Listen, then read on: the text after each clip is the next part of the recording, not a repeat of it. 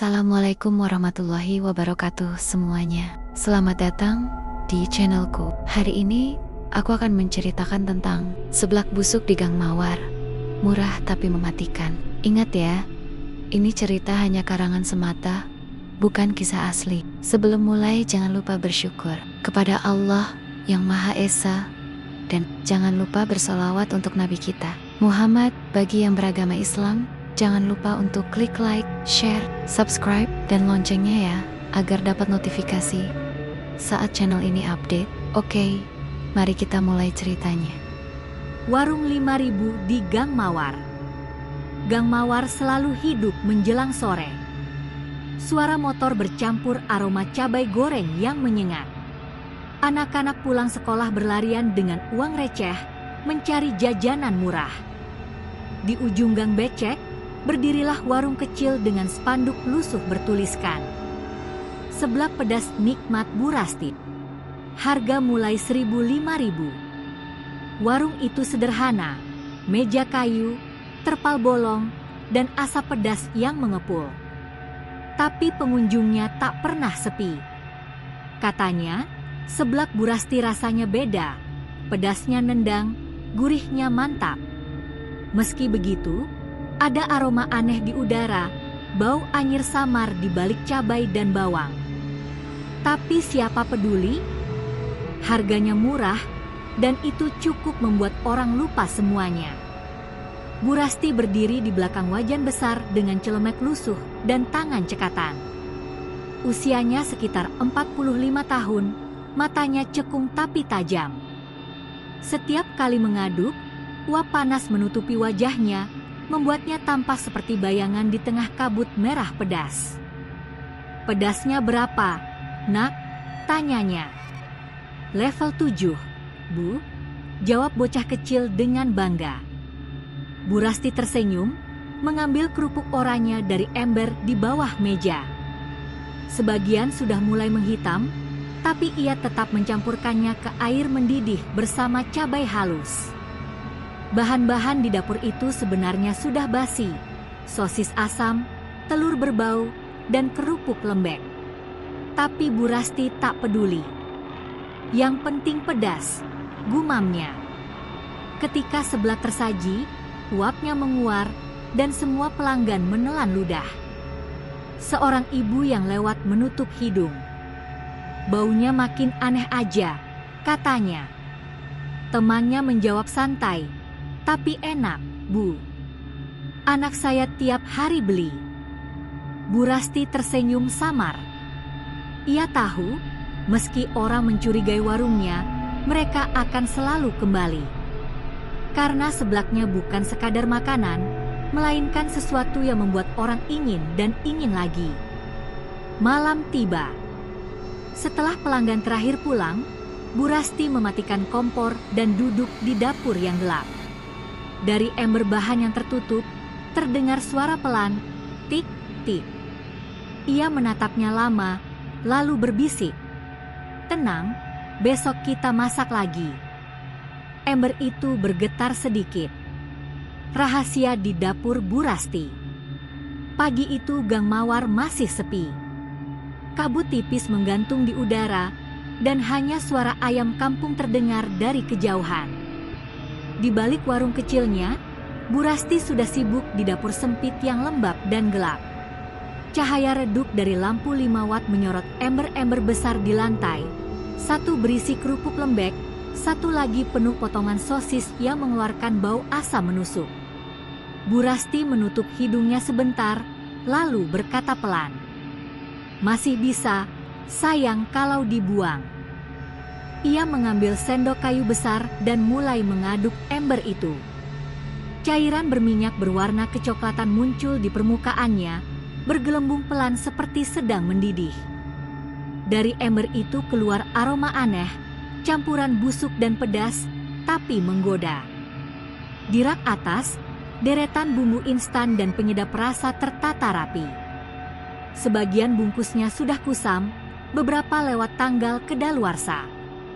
Tapi Bu Rasti tak peduli. Ia mencampur semuanya ke satu wadah besar. Yang penting orang gak sadar gumamnya sambil tertawa kecil. Tiba-tiba, suara pelan terdengar dari arah ember. Suara seperti bisikan, lembut, tapi jelas. "Masak lagi, Bu, nanti habis."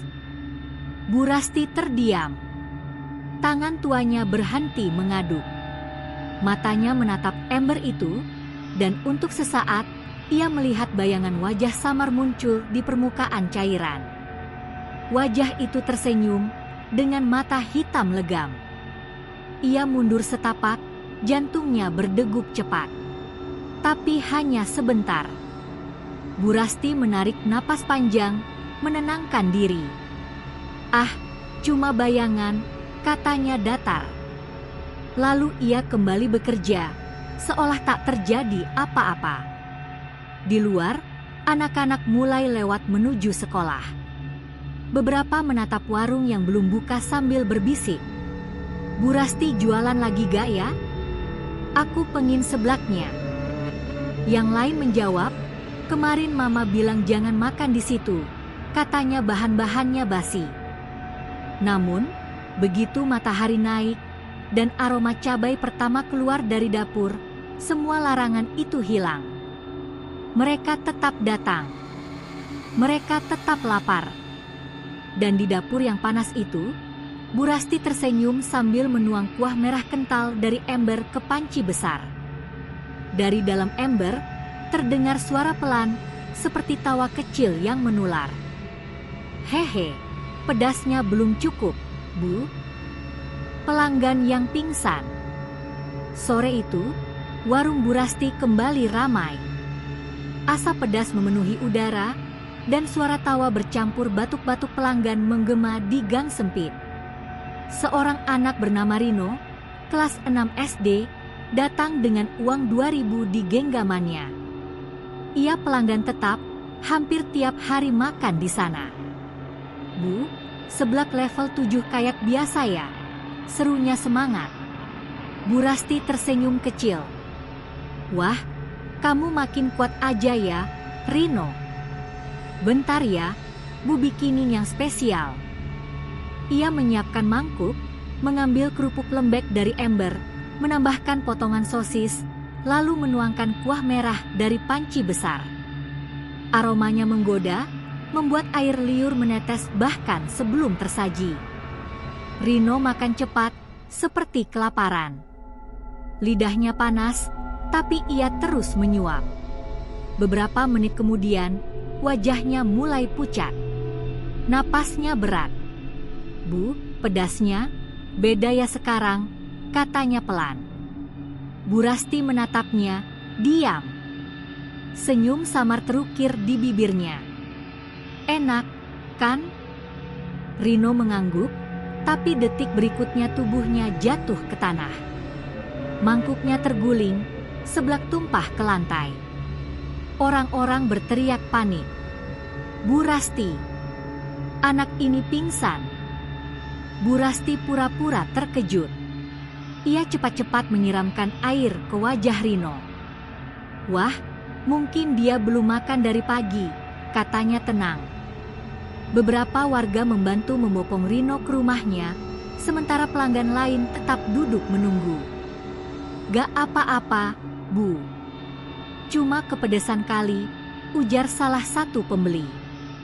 Yang lain menimpali, "Iya, seblaknya enak banget kok. Sayang kalau gak habis." Warung itu tetap ramai sampai malam. Tak ada yang benar-benar peduli. Dan anehnya, keesokan harinya, Rino datang lagi. Wajahnya pucat, matanya sayu, tapi ia tersenyum. "Bu, bikin lagi ya? Rasanya kemarin enak banget." Bu Rasti menatapnya lama, lalu tersenyum. "Baik, Nak. Hari ini Bu kasih kuah lebih banyak." Sementara itu, dari dapur belakang, ember bahan seolah bergetar pelan, seolah menyambut pelanggan setianya yang baru saja kembali dari ambang maut. Suara dari ember. Malam itu, Gang Mawar sepi. Hanya lampu-lampu jalan yang berkelap-kelip redup dan suara jangkrik dari kebun belakang. Bu Rasti baru saja selesai mencuci panci ketika suara itu terdengar lagi, pelan tapi jelas. "Bu, masak lagi." Ia berhenti. Matanya menatap ke arah ember besar di pojok dapur. Ember yang sama tempat ia menyimpan bahan-bahan busuk itu. Air di dalamnya tampak bergoyang sedikit, padahal ruangan tertutup rapat tanpa angin. "Siapa di sana?" tanyanya, suaranya gemetar. Tak ada jawaban. Hanya bunyi gelembung kecil di permukaan cairan keruh itu. Lalu perlahan, muncul aroma seblak, wangi pedas yang menggoda, padahal ia belum menyalakan kompor. Bu Rasti mendekat, menatap isi ember itu. Dalam pantulan air, ia melihat sesuatu. Bayangan wajah hitam dengan mata merah samar tersenyum kepadanya. Ia mundur beberapa langkah, tubuhnya bergetar. Tapi kemudian wajah itu berbicara. "Masak lagi, Bu. Mereka lapar." Aroma pedas makin kuat, membuat Bu Rasti sulit bernapas. Ia menutup mulutnya, tapi dalam hatinya ada dorongan aneh. Semacam bisikan yang membuatnya ingin membuka warung lagi, seolah ada kekuatan yang memerintahnya. Tangan tuanya gemetar saat mengambil sendok kayu. Ia mengaduk ember itu perlahan. Suara seperti tawa kecil terdengar, bergema di dapur yang gelap. "Hehe, begitu, Bu, jangan berhenti." Esok paginya, warga Gang Mawar mencium bau seblak bahkan sebelum warung dibuka. Beberapa anak datang lebih awal, seolah dipanggil oleh aroma itu. Dan di balik senyum Bu Rasti yang tampak ramah, matanya kosong, seperti seseorang yang tak lagi sepenuhnya manusia. Pelanggan ketagihan. Pagi itu, warung seblak Bu Rasti kembali ramai. Aroma pedasnya menyebar ke seluruh gang, membuat siapapun yang lewat berhenti. Warga berebut antre, bahkan yang dulu pernah sakit setelah makan pun kini datang lagi. "Bu, tambah pedasnya, ya." "Kemarin enak banget, Bu. Saya mimpi seblak Ibu semalaman." Bu Rasti tersenyum, tapi senyumnya kaku. Di matanya, ada bayangan gelap yang sulit dijelaskan. Tangan tuanya bekerja cepat, mencampur bahan-bahan di panci. Bawang busuk, kerupuk lembek, dan telur yang sudah berbau asam, semuanya ia masukkan tanpa ragu. Namun ajaibnya, saat matang, aroma itu tetap menggoda. Kuahnya tampak merah cerah, seperti baru dimasak dengan bahan segar. Tak ada yang curiga, tak ada yang berani bertanya. Hari demi hari, pelanggan Bu Rasti makin banyak. Orang-orang datang bukan sekadar untuk makan, tapi seperti dipanggil. Beberapa di antara mereka bahkan datang tengah malam, mengetuk pintu warung dengan mata sayu. "Bu, masih ada seblak, kan? Saya nggak bisa tidur kalau belum makan seblak Ibu." Tubuh mereka mulai berubah, kulit pucat, mata cekung, bibir kering, tapi mereka tetap ingin makan. Sebagian mulai kehilangan suara, hanya bisa menggumamkan kata, "Seblak, seblak." Malam itu, Bu Rasti duduk di depan ember. Wajah-wajah pelanggan yang datang malam tadi muncul samar di permukaannya, seolah menatapnya balik. "Bagus, Bu, terus beri mereka makan. Biar mereka jadi milik kita semua." Bu Rasti menunduk, tersenyum kosong. Ia tak sadar, dari bawah ember, muncul tangan hitam berlendir, memegang erat kakinya. Datangnya petugas. Bau busuk dari warung Bu Rasti makin menjadi-jadi. Setiap malam, aroma itu menembus dinding rumah-rumah warga, membuat semua orang gelisah. Beberapa anak kecil mulai sakit, dan beberapa pelanggan lama jatuh pingsan tanpa sebab setelah makan seblak dari warung itu. Akhirnya, warga sepakat melapor ke pihak berwenang. Sore itu, 2 petugas kesehatan dan 1 polisi datang ke Gang Mawar. Mobil dinas mereka berhenti tepat di depan warung Bu Rasti. "Selamat sore, Bu. Kami mendapat laporan ada bau busuk dan dugaan bahan makanan basi," ujar salah satu petugas dengan nada sopan. Bu Rasti tersenyum tipis. "Oh, itu cuma limbah makanan, Pak. Namanya juga jualan. Kadang memang berbau." Namun ekspresinya terlalu tenang, hampir menakutkan. Salah satu petugas berjalan ke dapur, membuka tirai lusuh yang menutupi ruangan belakang. Begitu ia melangkah masuk, aroma busuk yang menusuk langsung membuatnya menutup hidung. Di sana, mereka menemukan ember besar berisi cairan hitam pekat. Di permukaannya, ada gelembung yang muncul dan pecah pelan, mengeluarkan aroma seperti bangkai dicampur cabai. "Bu, ini apa?" tanya petugas dengan wajah tegang. Bu Rasti berdiri di belakang mereka, suaranya rendah dan datar. "Bahan rahasia saya, Pak. Yang bikin pelanggan balik lagi." Tiba-tiba, dari dalam ember muncul suara lirih, seperti bisikan. Jangan diambil, kami masih lapar." Petugas mundur ketakutan. Salah satu hampir muntah saat melihat potongan jari manusia mengapung di antara cairan itu. Polisi segera menarik Bu Rasti keluar, tapi wanita itu tertawa. Tawa yang serak, panjang, dan tidak manusiawi. "Kalian pikir bisa hentikan aku? Semua orang sudah makan bagiannya, kalian juga akan makan." Saat mereka menoleh lagi ke arah ember, airnya sudah tenang. Seolah tak pernah ada apa-apa di sana. Seblak kutukan. Setelah kejadian itu, warung Bu Rasti resmi ditutup. Pihak berwenang memasang garis polisi di depan pintu, melarang siapapun mendekat. Namun malam-malam di Gang Mawar justru menjadi lebih mengerikan. Warga sering mencium aroma pedas yang tiba-tiba muncul dari arah warung, padahal lampu sudah lama padam. Beberapa orang mengaku mendengar suara seseorang mengaduk panci dari dalam, disertai bisikan. "Seblak, masih panas, masih segar." Petugas yang memeriksa warung hari itu tidak pernah kembali.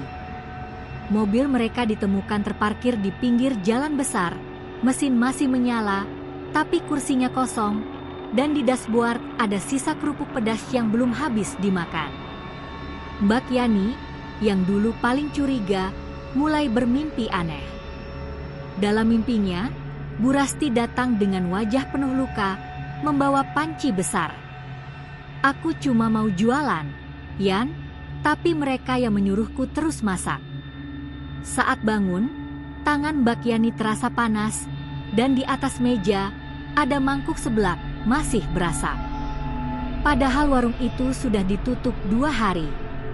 Sejak saat itu, satu persatu warga mulai bermimpi hal serupa. Mereka terbangun dengan rasa pedas di mulut, seperti baru makan seblak, dan lidah mereka membiru. Beberapa bahkan mulai muntah darah berwarna merah gelap, bercampur aroma cabai dan telur busuk. Orang-orang mulai menyebut warung itu sebagai seblak kutukan. Konon, siapapun yang pernah makan di sana akan selalu merasakan rasa pedas di tenggorokannya setiap malam, hingga akhirnya tubuh mereka membusuk dari dalam. Dan di dalam warung kosong itu, di balik ember hitam yang sudah kering, masih terdengar suara kecil. "Bu, sudah siap bahan barunya? Kami lapar lagi." Pengakuan. Setelah kejadian warung tertutup itu, warga Gang Mawar hidup dalam ketakutan. Mereka tak berani keluar malam, apalagi lewat dekat rumah Bu Rasti. Namun, di suatu malam hujan deras, terdengar suara ketukan keras di pintu rumah Mbak Yani. Tok, tok, tok. Saat dibuka, Di depan pintu berdiri seorang wanita tua dengan tubuh basah kuyup, Bu Rasti. Padahal, semua orang mengira dia sudah ditahan polisi.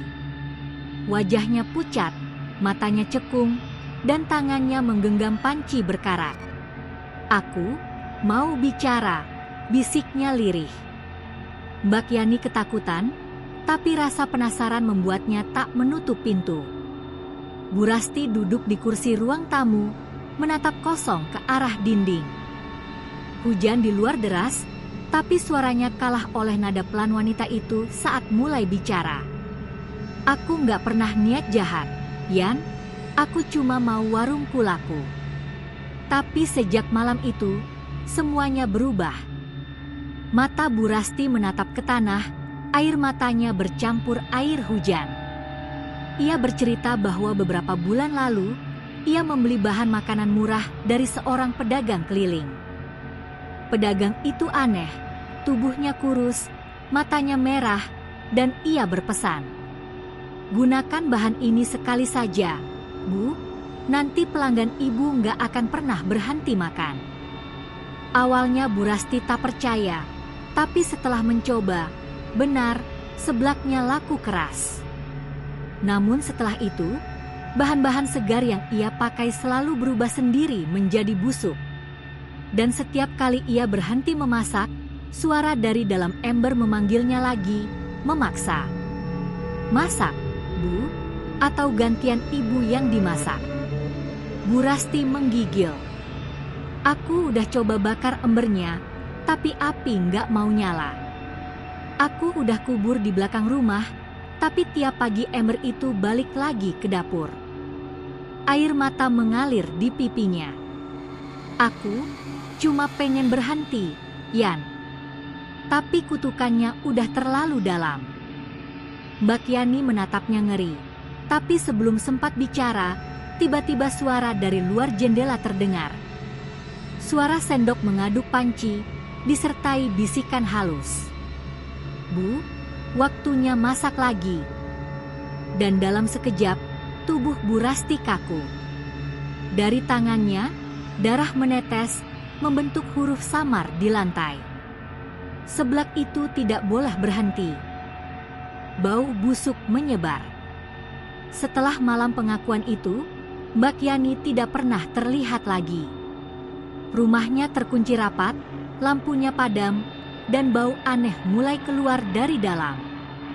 Awalnya, warga mengira itu hanya bangkai tikus, tapi semakin hari bau itu makin kuat, menusuk, menyebar, dan membuat siapapun yang melewati gang itu ingin muntah.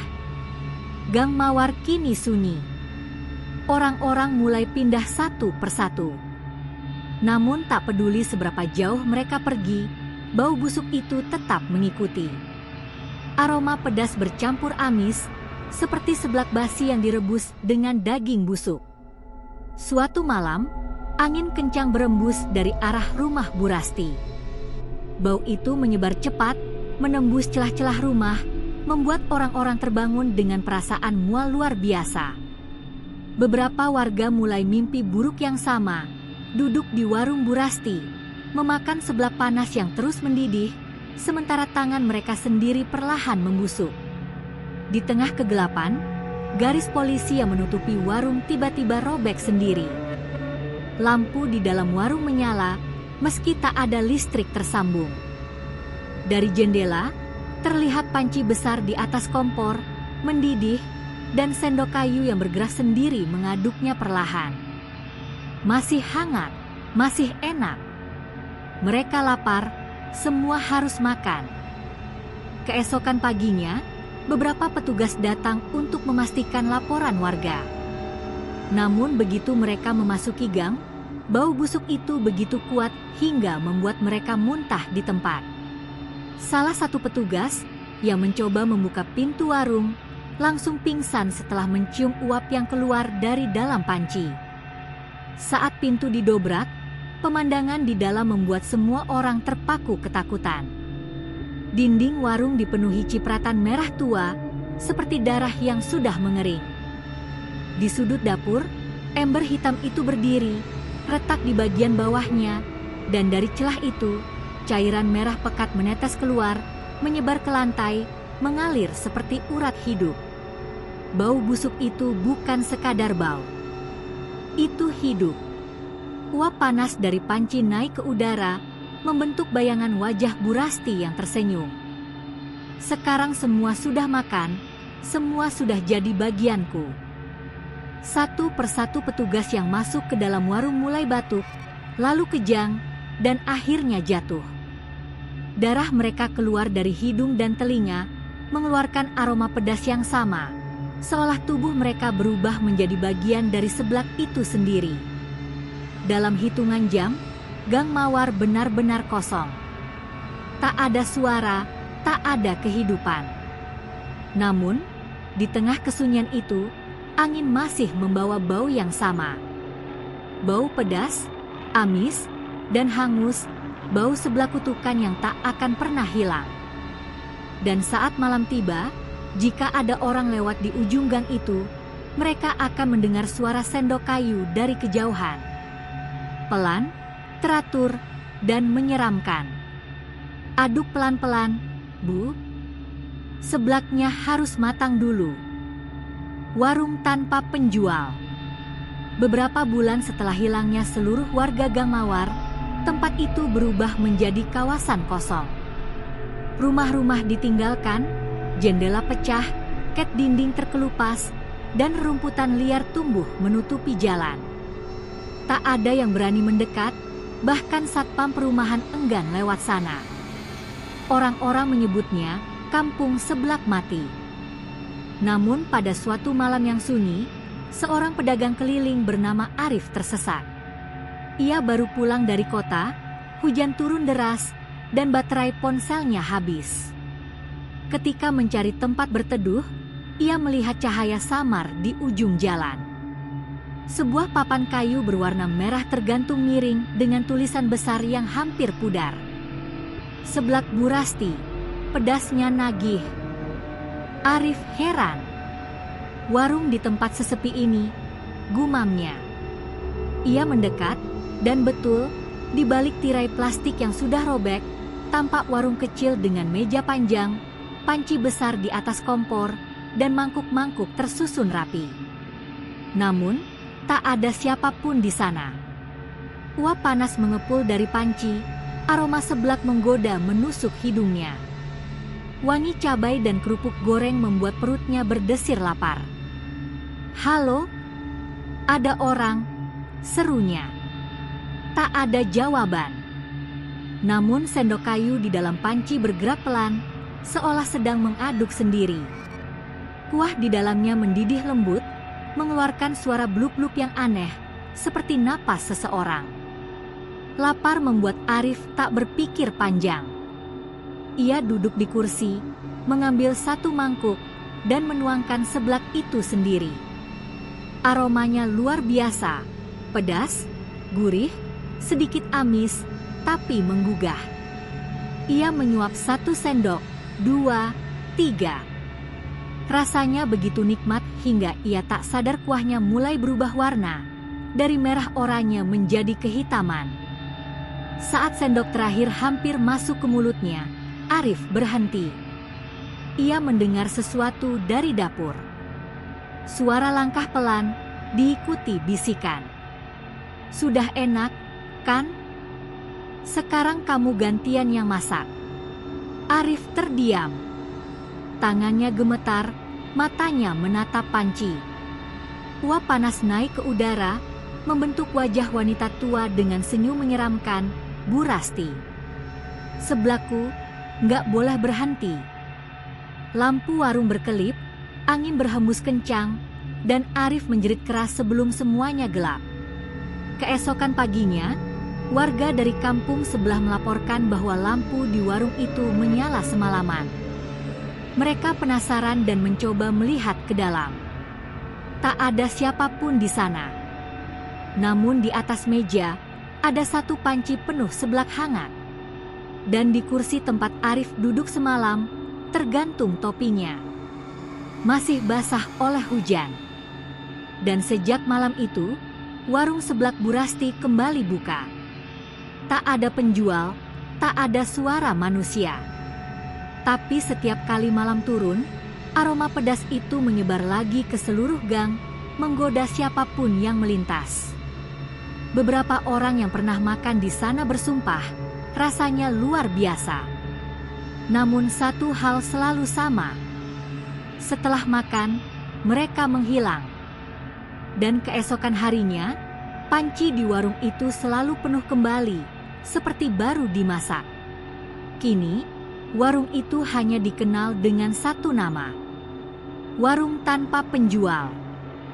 Dan konon, jika kau nekat mampir ke sana saat tengah malam, kau akan mendengar suara sendok kayu mengaduk panci pelan, diikuti bisikan lembut yang membuat bulu kudukmu berdiri. Ayo makan, gratis kok. Tapi jangan berhenti, ya. Tamat.